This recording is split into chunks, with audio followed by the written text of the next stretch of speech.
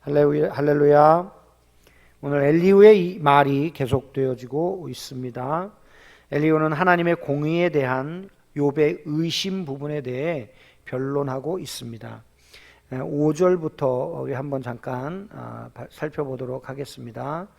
욥이 말하기를 내가 의로우나 하나님이 내 의를 부인하셨고 내가 정당함에도 거짓말쟁이라고 하였고 나는 허물이 없으나 화살로 상처를 입었노라 하니 어떤 사람이 욥과 같으랴. 욥이 비방하기를 물 마시듯 하며 악한 일을 하는 자들과 한패가 되어 악인과 함께 다니면서 이르기를 사람이 하나님을 기뻐하나 무익하다 하는구나. 이렇게 욥이 하나님에 대하여 의심하는 부분에 대해서 엘리후 자신의 하나님은 이런 분이시다라는 내용들을 오늘 본문에 기록하고 있는 것입니다.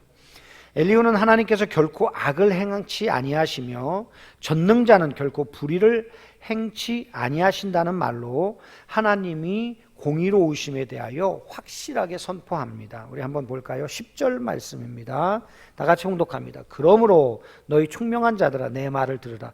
하나님은 악을 행하지 아니하시며 전능자는 결코 불의를 행하지 아니하시고. 그렇습니다. 하나님은 공의로우신 하나님이십니다. 하나님은 불의를 행치 않으시는 분이십니다. 그래서 불의한 것을 넘어가거나 그냥 얼렁뚱땅 지나가시는 법이 없으십니다. 하나님은 반드시 공의로우신 분이시기에 공의를 베푸십니다. 하나님의 공의가 가장 잘 나타난 곳이 십자가입니다. 십자가, 그렇죠? 하나님은 모든 죄를 벌하셔야만 돼요. 그래서 모든 사람이 죄를 범하였음에 하나님의 영광에 이르지 못하는 것이요. 죄의 삭은 사망이라 그랬습니다. 그러니까 죄를 지은 사람은 반드시 죽음이라는 또 이 과정을 겪어야만 됩니다. 그런데 하나님께서 이 모든 공의로우심으로 우리 인생들을 다 심판하셔야 됐어요. 그런데 다 심판하시려니까 우리를 너무 사랑하시는 거예요. 그래서 이 두 가지의 속성의 충돌을 하나님은 어떤 지혜로 푸셨냐? 이건 사람의 지혜로는 불가능하죠. 하나님의 독생자 예수 그리스도를 이 땅에 사람으로 보내셔서 그로 하여금 십자가를 짊어지게 하셔서 그 십자가의 사랑으로, 하나님의 사랑으로 온 인류의 죄를 다 덮어버리시고 십자가에서 대표로 예수님이 죽게 하심으로 모든 하나님의 죄에 대한 심판을 완전히 이루셨다, 이렇게 말씀하는 것입니다. 따라서 하나님은 아들까지도 죽이시면서까지 죄를 미워하시는 분이시다. 우리가 그걸 인정하지 않습니까? 그래서 하나님은 공의로우신 분이시죠. 하나님은 불의하신 분이 아닙니다. 하나님은 공의로우신 분이십니다. 지금 이 시대에도 저는 이 코로나19 사태만 봐도요, 정말 하나님께서요 정말 공의를 베푸시는 그런 모습들을 참 많이 보게 됩니다. 정말 인간들이 교만해서요 자기들이 최고인 것처럼 절대 국가처럼 그렇게 군림하려고 하던 사람들이요 이 코로나 하나 때문에 납작 코가 땅에 떨어졌어요. 지금 미래학자들에 의해서 이야기되어지는 것을 보면 이제 이 코로나 사태 이후는 이제는 4대주의가 끝난다, 이렇게 신흥 국가들의 구흥이 일어나고 미국이라든가 중국이라든가 하는 이런 나라들의 그 어떤 의존도들이 굉장히 많이 땅에 떨어질 것이다, 이렇게 말합니다. 미국에서 코로나 죽은 사람이 4만 명이 넘었습니다. 90만 명 가까이 지금 코로나의 확진자가 나왔습니다. 그러면서 그 미국 대통령의 그 전 세계적 리더십이 지금 땅에 떨어지고 있습니다. 이런 상황들을 통해서요 하나님께서는요 온 세상에 하나님 앞에 교만한 자들을 낮추시고 꺾으시며 하나님이 참 진리시고 참 통치자이신 것을 다시 한번 드러내 보이시는 기회로 삼으신다 하는 것을 우리도 알게 되죠. 우리 그리스도인들도 마찬가지입니다. 교회에서 예배드리는 거 당연하게 생각했고 우습게 생각했고 아무렇지도 않게 빠지고 쉽게 생각했던 것인데, 여러분 교회를 못 나오게 되니까 많은 성도님들이 저랑 통화하면서 우셔요. 왜 이렇게 우세요? 그러면 목사님 교회 나가서 예배 드리고 싶어요. 교회 나가서 예배 드리는 것이 얼마나 소중한지 깨달았어요. 이게 하나님 섬기는 것, 하나님을 마음껏 찬송하고 하나님께 마음껏 나와 예배하는 것이 얼마나 소중한 것인지, 그동안 우리가 하나님 앞에 얼마나 큰 죄를 지었는지 아주 단순하고 간단하게 하나님은 우리에게 깨닫게 하시는 분이시다. 하나님은 공의의 하나님이신 줄로 믿습니다. 따라서 엘리후는 또 하나님은 사람을 일에 따라 보응하사 각각 그 행위대로 얻게 하신다고 말씀하십니다. 11절에 우리 한번 다 같이 봉독합니다. 사람의 행위를 따라 갚으사 각각 그의 행위대로 받게 하시나니 그랬습니다. 진실로라는 표현을 다시 한번 더 힘주어 사용함으로써 또한 하나님의 공의로우심에 대해서 선언하고 있죠. 12절입니다. 진실로 하나님은 악을 행하지 아니하시며 전능자는 공의를 굽히지 아니하시느니라. 아멘.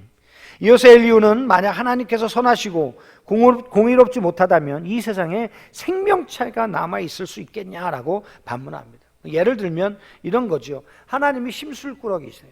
하나님이 심통맞아. 그래서 막 성격이 막 이렇게 왔다리 갔다리 널뛰기를 해. 기분 좋을 때는 막 다 살려주고 기분 나쁠 때는 다 죽여버리고. 만약에 그런 하나님이시라면 이 세상에 생명체가 남아 있을 수가 있겠냐 이 말이죠. 그럴 수 없다는 거예요. 하나님은 하나님 마음에 안 들어도 은혜를 베푸시고 또 하나님의 사람이라 할지라도 죄를 지었다면 거기에 대하여 분명하게 책임을 물으시는 하나님이시다 하는 것을 알 수 있습니다. 이 강력한 엘리후의 증거는 고난의 순간에 우리가 놓지 말아야 할 신앙 고백이 되어야 합니다. 비록 우리가 이해할 수 없다 하더라도 하나님은 선하시며 또한 그분은 공의로우신 분이기 때문에 공의로운 심판은 반드시 이루어질 줄로 믿습니다. 따라서 모든 성도들은 이 선하시며 공의로우신 하나님의 시선 앞에서 살아가야 하는 거예요. 우리는 하나님의 은혜를 구하고 하나님의 긍휼을 구하고 하나님의 우리를 불쌍히 여기시도록 날마다 주님 앞에 엎드려야 되며 우리는 하나님 앞에 범죄하지 않도록 날마다 우리를 말씀의 길로 행할 수 있도록 우리 자신을 채찍질해야만 될 줄로 믿습니다. 성도는 자신의 삶과 온 세상 가운데 반드시 선을 행하시며 진실로 공의를 이루시는 하나님을 믿고 그분을 따르며 신뢰하며 하나님을 찬양하는 자인 줄로 믿습니다. 요즘 고난 가운데 있는 우리 성도들, 이 코로나19 때문에 얼마나 힘이 드십니까? 그러나 분명하게 하나님은 선하신 분이시다. 하나님은 공의로우신 분이십니다. 그분 앞에 우리가 오늘도 입술로 몸으로 행동으로 범죄하지 말고 하나님의 선하심을 따라 행하시고 또한 주님의 공의로우심 앞에 우리가 오늘도 말씀을 따라 순종함으로 하나님 생명의 길, 평안의 길을 가게 하여 주옵소서. 주님을 절대적으로 신뢰하는 저와 여러분이 되기를 축복합니다. 하나님은 또한 외모나 어떤 규모에 관심이 많지 않으십니다. 사람들은 외모나 규모에 관심이 많죠. 그리고 이것들을 비교하면서 저 교회 저 사람은 하나님이 사랑하시나 봐, 저 교회는 하나님이 사랑하시나 봐 하면서 그 규모를 보면서 그 하나님의 사랑과 은혜를 가늠하곤 합니다. 이것 때문에 사람들 앞에서 자격지심에 빠지거나 또 비굴해질 때도 있지요.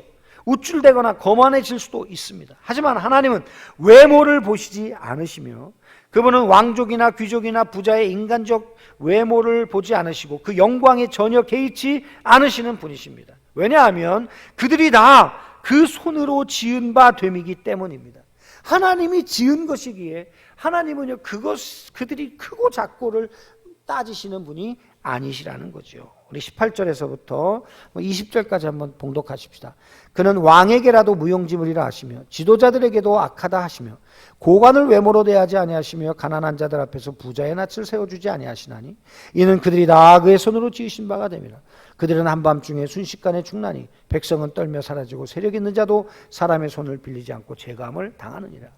여러분, 하나님이 온 우주를 만드셨는데 그 우주를 보며 하나님이 그 규모에 놀라시겠어요? 어떤 사람을 지으셨는데, 예를 들어서 알렉산더 대왕을 하나님이 지으셨는데 하나님이 알렉산더 대왕을 하는 일을 보고 놀라시겠어요? 놀라지 않는다 그 말이에요. 하나님은 더 위대하시고 더 광대하신 분이시기 때문에 그렇습니다. 또 하나님은 심판자가 되십니다. 이 때문에 하나님은 세상의 어떤 권력자도 자신의 공의로 정죄하며 심판하실 수 있는 심판자시죠. 16절, 17절에 기록되어져 있습니다. 우리는 이와 같은 하나님의 눈으로 자신과 다른 사람을 볼 줄 알아야 합니다. 그때 우리는 약한 자를 존경하며 권세자 앞에서 당당할 수 있는 하나님의 자녀의 인품을 가지게 될 것입니다. 그렇습니다. 하나님과 같이 부자들 앞에 기죽고 가난한 자 앞에서 위세를 떠는 것이 아니라 하나님처럼 그것들을 보고 놀라지 않으며 공평하게 선을 행할 수 있는 자들이 되어야 한다라는 말씀인 것이죠. 아무 사람도 외모로 취하지 아니하며 그 속에 있는 하나님의 영광을 볼 줄 아는 눈을 가진 사람이 참된 그리스도인이라 할 수 있습니다. 그래서 우리는 원수까지도 사랑하는 것이고, 또한 원수도 우리 손으로 갚지 않는 것이며, 또한 우리가 부자요 권세 있는 자들을 향해서 아첨하거나 또는 그들을 향해서 불의를 행하는 것이 아니라고, 가난한 자들 앞에서 유세를 떨며 잘난 척하는 것이 아니라 가난한 자들을 돕고 섬기는 존재로 볼 수 있는 시선을 갖는 것, 이것이 하나님의 성품을 닮은 그리스도인들의 삶인 줄로 믿습니다. 오늘 본문이 상당히 좀 길은데요, 간단하게 말씀을 마무리하도록 하겠습니다. 21절에서부터는 감찰하시는 하나님에 대하여 그 내용이 기록되어져 있습니다. 악인들은 저물기를 바라며 밤에 악을 행함으로 그들이 악을 숨길 수 있다고 생각합니다. 그러나 엘리야는 하나님께서 사람의 길을 주목하시며 모든 걸음을 감찰하시기 때문에 하나님 앞에 드러나지 않는 어두운 그늘이 없다고 말하는 것이죠. 하나님은 감찰하시는 하나님. 21절 22절 그렇습니다. 하나님은 오늘도 우리를, CCTV가 요즘에 발전을 해가지고 골목마다 있어서 범인들 잡는데 참 유용하죠. 그런데 하나님은요, 창세 전에 이미 CCTV 채널이 다 완성이 돼 있으십니다.